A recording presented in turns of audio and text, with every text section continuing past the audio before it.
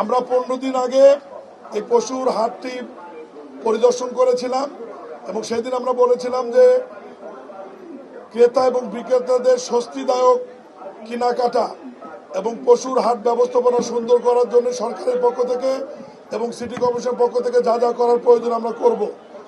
এবং আজকে আপনারা দেখেছেন আমাদের সঙ্গে আপনারা ছিলেন, আমরা ক্রেতা বিক্রেতা উভয়ের সঙ্গে কথা বলেছি। সবাই বলেছে পরিবেশ ভালো আছে, স্বস্তিদায়ক আছে এবং হাসিলের যে বিষয়টি মোট পশুর মূল্যর 5% যে বিষয়টা এটা আমরা নিশ্চিত করেছি এবং মানি রসিদ টাকার রসিদ আমরা চেক করেছি, একজন কাস্টমারের কাছেও দেখেছি। তবে অতিরিক্ত বৃষ্টি হলে সাময়িক কিছু অসুবিধা হলেও সিটি কর্পোরেশনের লোকজন সার্বক্ষণিক দায়িত্ব পালন করছে, পানি নিষ্কাশনের ব্যবস্থা থাকবে এবং অতিরিক্ত কার্দমামুক্ত কোথাও যদি হয় সেই জায়গাতে আমরা ইট সুরকি বা বালু দিয়ে তাৎক্ষণিক যাতে সমস্যা তৈরি না হয় এই বিষয়ে আমরা খেয়াল রাখবো।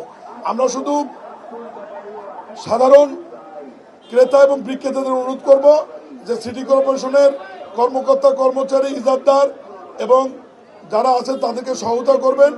এর বাইরে এখানে নকল টাকা ধরার জন্য র্যাবের পক্ষ থেকে ব্যবস্থা আছে, পুলিশের পক্ষ থেকে ব্যবস্থা আছে, কন্ট্রোল রুম আছে, ওয়াচ টাওয়ার আছে, সার্বক্ষণিক পুলিশ, অন্যান্য আইন শৃঙ্খলা বাহিনী এবং সিটি কর্পোরেশন এখানে ভূমিকা পালন করছেন। আমরা সরকারের পক্ষ থেকে এবং সিটি কর্পোরেশনের পক্ষ থেকে এবং ডিএমপি পুলিশ কমিশনের পক্ষ থেকে সবার সহায়তা কামনা করছি। ধন্যবাদ। ঢাকা উত্তর সিটি কর্পোরেশনের আওতাধীন যতগুলো হাট আছে অস্থায়ী 10টা এবং স্থায়ী গাবতলীর হাট যেখানে দাঁড়িয়ে কথা বলছি, আমাদের নজরে এখনো চাঁদাবাজির কোনো ঘটনা ঘটেনি। যদি এরকম কোনো সুনির্দিষ্ট অভিযোগ থাকে তাহলে আইন প্রয়োগকারী সংস্থা আছে, তারা ব্যবস্থা নেবে।